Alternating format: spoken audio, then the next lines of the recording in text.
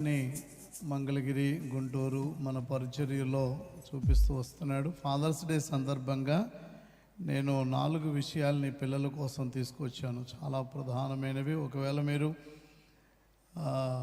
ఆన్లైన్లో ఇప్పటికే ఉదయకాలం చెప్పాను, నేను చూసుంటే మంచిది. చూడకపోతే మీరు ఈ విషయాలను ఇతరులకు తెలియజేయండి. ఈ ప్రపంచంలో అనేకులు తెలుసుకోవాల్సిన ప్రాముఖ్యమైన విషయాలు. తండ్రి కొడుకుల బంధం బలంగా ఉండాలంటే ఈ 4 విషయాలని ఖచ్చితంగా చేసి తీరాలి. ఈ 4 విషయాలు. నాన్న అనే 2 అక్షరాల పదం నిస్వార్థమైన ప్రేమకు ప్రతిరూపం. నాన్న అనే పిలుపులో ఉండేది కేవలం బంధం మాత్రమే కాదు, అంతకు మించిన భావోద్వేగం. నాన్న తన పిల్లలతో ఒక్కోసారి కోపంగా ఉండొచ్చు, కఠినంగా ప్రవర్తించవచ్చు. ఇందాక చెప్పినట్టు అవసరమైతే ఒక దెబ్బ కొట్టవచ్చు, లేదా గోడ కుర్చీ వేయించవచ్చు. కానీ తండ్రి గుండెల నిండా ఎప్పుడు పిల్లలే ఉంటారు.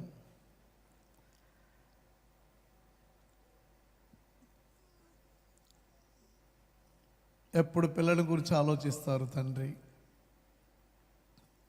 ఎదిగే బిడ్డలను చూసి పొంగిపోతాడు. తాను స్వయంగా ఎన్ని విజయాలు సాధించినా, అనంతమైన విజయాలు సాధించినట్టుగా ఉన్నా, తన కడుపున పుట్టిన బిడ్డ కొద్దిపాటి విజయం సాధిస్తే ఆ చిన్న విజయంతో తాను పొందిన ఎన్నో విజయాల కంటే ఎక్కువ సంతృప్తి పడేవాడు తండ్రి ఒక్కడే. దేవునికి స్తోత్రం. అమ్మలాగా అతడు కడుపులో మోయకపోవచ్చు, కానీ పిల్లల్ని గుండెల మీద మోస్తాడు కన్న తండ్రి. ఇది మాత్రం మర్చిపోద్దు. ఇలాంటి తండ్రి కొడుకుల బంధం బలంగా ఉండాలి అంటే మనం గమనించాల్సిన కొన్ని విషయాలు ఉన్నాయి. జీవితంలో తల్లిదండ్రుల స్థానం ఎంతో గొప్పది, అది ఎవ్వరూ కూడా తీసుకోలేనిది. పిల్లలు తరచుగా తమ భావాల్ని తమ తల్లితో పంచుకుంటారు, కానీ చాలామంది పిల్లలు తమ భావాలను తండ్రితో పంచుకోరు. చాలా ఇళ్లల్లో తల్లి కొడుకుల మధ్యలో మంచి అనుబంధం ఉంటుంది, కానీ తండ్రి కొడుకు కాస్త దూరంగా ఉంటారు. ఎందుకో చెప్పనా? నాన్నను చూస్తే భయం, నాన్నను చూస్తే భయం. దానికి కారణం కూడా అమ్మే. మీరు మామూలు వాళ్ళు కాదమ్మా, మీకు దండం. ఇలా అంటది అమ్మ, నాన్న వచ్చాడంటే నీ కాళ్ళు ఎరగొడతాడు అంటది. నాన్న వస్తే నిన్ను చంపేస్తాడు, అది విరగొట్టావు, పగలగొట్టావు. నాన్న వస్తే నిన్ను చంపేస్తాడు, వీడు మా నాన్న చంపేసేవాడు, మా నాన్న కాళ్ళు ఎరగొడతాడు, మా అమ్మ మంచిది, చిన్నప్పటి నుంచే ఫీడ్ అవుతాడు. అట్లా ఇస్తారమ్మ ట్రైనింగ్ మీరు. నిజంగానే నాన్న రాగానే ఏమండి వీడు ఏం చేశాడు తెలుసా అని చెప్పంగానే ఎరా అని టపా టిప్పమని 4 తగిలిచ్చేసరికి మా అమ్మ చెప్పింది నిజమే, మా నాన్న రాక్షసుడు, మా అమ్మే దేవత.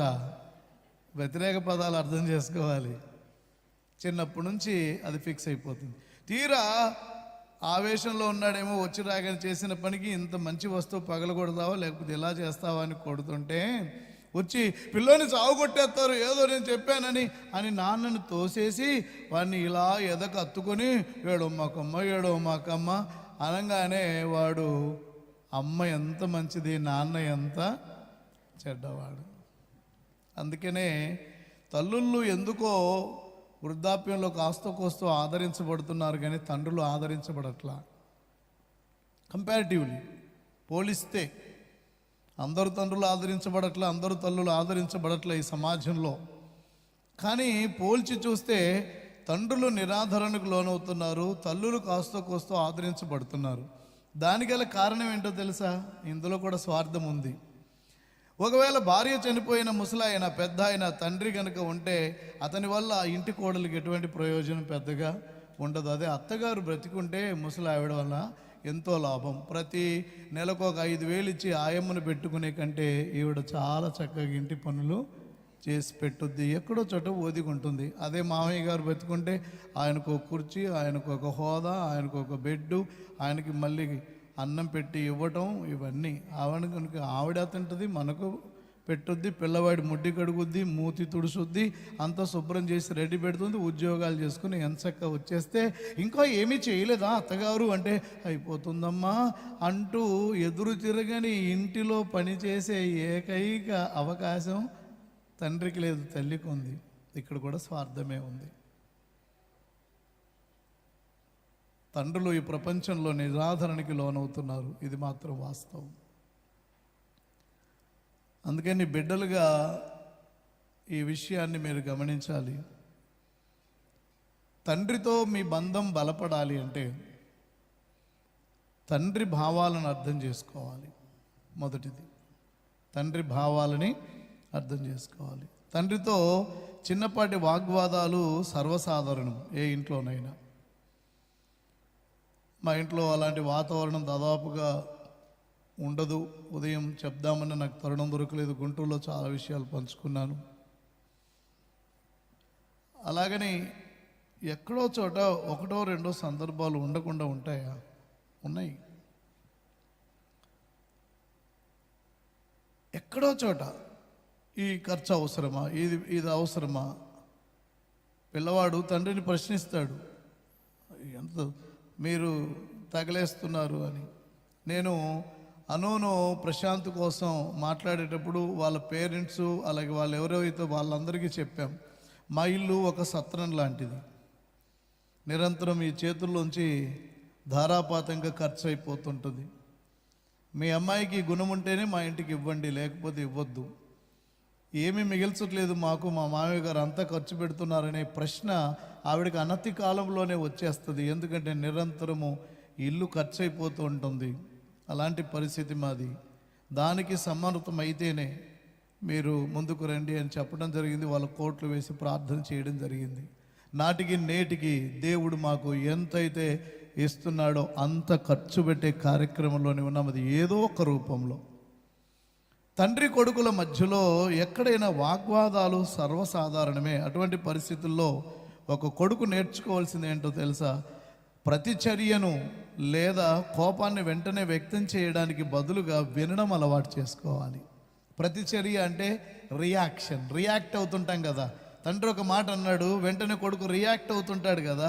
ఆ ప్రతిచర్య చేసేటప్పుడు కోపాన్ని వ్యక్తం చేయకుండా, ఆ ప్రతిచర్యను ఆవేశంగా చూపించకుండా ఎందుకు చెప్తున్నారో తండ్రి ఆయన మనోభావాన్ని అర్థం చేసుకుంటే ఖచ్చితంగా ఆ కుటుంబం తండ్రి కొడుకుల మధ్యలో అనుబంధం అద్భుతంగా ఉంటుంది. దేవునికి స్తోత్రం.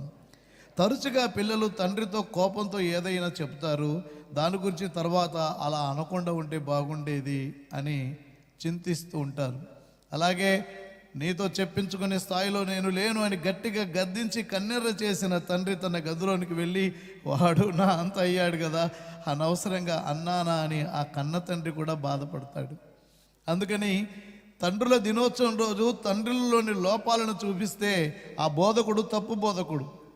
తండ్రుల దినోత్సవం రోజు తండ్రి యొక్క గొప్పతనాన్ని, తండ్రి యొక్క విలువను చూపించగలిగిన బోధకుడే సిసలైన బోధకుడు.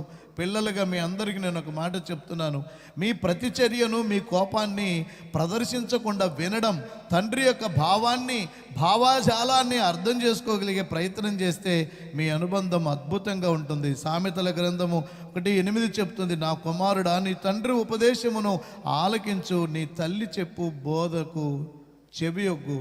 తండ్రి మాటను విను, నీ తండ్రితో నీ అనుబంధం పటిష్టం.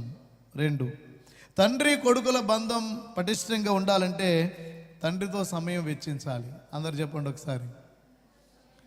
మీరు నమ్ముతారు కదా నేను చెప్పే మాట. పిల్లలు వంటగదిలో కూడా అమ్మను విడిచిపెట్టరు.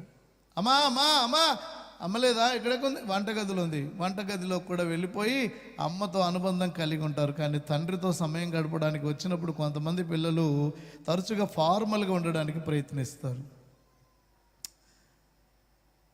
కొడుకు తండ్రితో సమయం చాలా తక్కువ గడుపుతాడు. అందుకే ఆ బంధంలో ఏదో ఒక వెలితి ఉంటుందన్నమాట. మీరు ఎవరైనా సరే మీ తండ్రి ముందు పరిమితులకు లోబడి మాట్లాడితే, పరిమితులకు లోబడి ప్రవర్తిస్తే ఈ అలవాటుని క్రమంగా మార్చుకోవడానికి ప్రయత్నించండి. నీ తల్లితో ఉన్న అనుబంధాన్ని, ఆ చనువును నీ తండ్రితో కూడా గడపడానికి ప్రయత్నించు. తండ్రితో సమయం వెచ్చించండి, మీ బంధం చాలా పటిష్టంగా ఉంటుంది. ఉదయం లేదా సాయంత్రం కాస్త వాకింగ్ టైమో లేకపోతే సంభాషణలు ప్రారంభించి మాట్లాడడం ద్వారా ఆ యొక్క తండ్రి సంతోషానికి లోనవుతాడు. సామెతల గ్రంథం 10వ అధ్యాయం 1వ వాక్యం చెప్తుంది కదా, జ్ఞానం కలిగిన కుమారుడు తండ్రిని సంతోష పెడతాడు. దేవునికి స్తోత్రం. ఏ పేపరో చదువుతున్నాడు, ఏ టీవో చూస్తున్నాడు, మెల్లగా వెళ్ళి పక్కన కూర్చొని నాన్న ఏంటి సీరియస్గా ఉన్నారు, ఏం చూస్తున్నారు, అలా మాట్లాడుతుంటే ఆ పేపర్ పక్కన పాడేస్తారు, లేకపోతే టీవీ చూడడం స్విచ్ ఆఫ్ వేసేసి తనతో సంభాషిస్తుంటాడు. ఆ సంభాషణ తండ్రికి సంతోషాన్ని ఇస్తుంది. దేవునికి స్తోత్రం. నెంబర్ 3, తండ్రి కార్యకలాపాలలో పాల్గొనాలి. సహజంగా మీరు తండ్రి కార్యకలాపాలు అంటే ఆయన దినచర్యల్లో లేదా ఆయన పనుల్లో భాగం పంచుకోవడం ద్వారా సంబంధాన్ని మరింతగా పటిష్టం చేసుకోవచ్చు. ఉదాహరణకి మీ నాన్నగారు తోట పని చేసే అలవాటు ఉంది, లేదు ఇతర పని అంటే ఆయనకి ఇష్టం. ఆ పనిలో వెళ్ళి మీరు కూడా సహకరిస్తూ సంభాషిస్తూ ఉంటే నాన్నగారి పనిలో, వారి ఆఫీసు పనిలో, మరొక పనిలో మీరు వెళ్ళి ఆఫీసులో వర్క్ చేయరు, ఇంటి దగ్గర చేసే పనులు ఏవైతున్నాయో వాటిలో సహకారంగా ఉంటూ మీరు కనుక మాట్లాడితే, తను చేసే పనిలో లేదో పలుకుతవుతున్నారు, మీరు వెళ్ళి కాస్త దాన్ని ఆ పక్కన మట్టిని తీయటం, అలా పని చేస్తూ సంభాషణలో కనుక గడిపితే నా బిడ్డ నా పనిలో, నా కార్యకలాపాలలో ఎక్కడో చోట ఇన్వాల్వ్ అవుతున్నాడని పొంగిపోతాడు కన్న తండ్రి. నా యేసయ్య లూకాసు వార్త 2వ అధ్యాయము 49వ వాక్యములో నేను నా తండ్రి పనుల మీద ఉండాలని మీరు తెలుసుకోవాలి అన్నాడు. అంటే ఆయన నిరంతరము తన తండ్రి పనుల్లో ఉన్నాడు, తండ్రి చిత్తం నెరవేర్చాడు. హల్లెలూయా. రెండవదిగా చూస్తే యేసు ప్రభు సిలువలో వేలాడుతూ, యోహానా ఇదిగో అమ్మ పట్టించుకో, నేను చచ్చిపోతున్నాను, తిరిగి లేచి వెళ్ళిపోతాను, నేను ఇక్కడ ఉండను కాబట్టి అమ్మా ఇదిగో నీ కుమారుడు అంటూ ఆ బాధ్యత నుంచి కూడా తప్పించుకోలేనటువంటి వ్యక్తిగా ఆయన ప్రపంచానికి ఏ వయసులోనైనా నీ తల్లిదండ్రులు పట్టించుకోమని చెప్తున్నాడు ఆయన. దేవునికి స్తోత్రం. అండ్ నెంబర్ 4, ఫైనల్లీ తండ్రి ఆరోగ్యం పట్ల శ్రద్ధ వహించండి.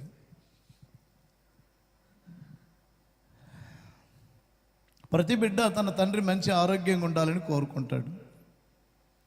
కానీ కమ్యూనికేషన్ లేకపోవటం వల్ల నా కొడుకు నన్ను పట్టించుకోడు అనే భావన తరచుగా పెద్ద ఆయనకు కలుగుతుంది.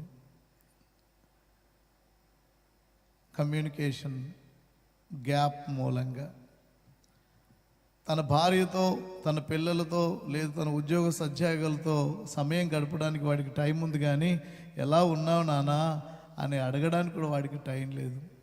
హడావుడికి వెళ్ళిపోతాడు, రాత్రి వచ్చి పడుకుంటాడు. వెళ్ళేటప్పుడు ఎంతో దగ్గుతుంటే చూసుకుంటూ వెళ్ళిపోయాడు. నాన్న దగ్గు తగ్గిందా అని ఒక్క మాట అడిగితే బాగుండు అనిపిస్తుంది తండ్రికి.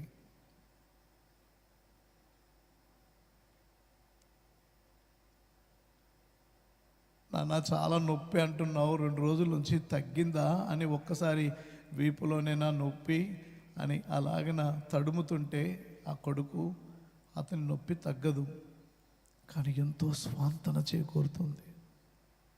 ఎంత బిజీగా ఉన్నా, ఎంత పనిలో ఉన్నా నానా అని నా కొడుకు నా పక్కనొచ్చి కూర్చుంటాడు అని.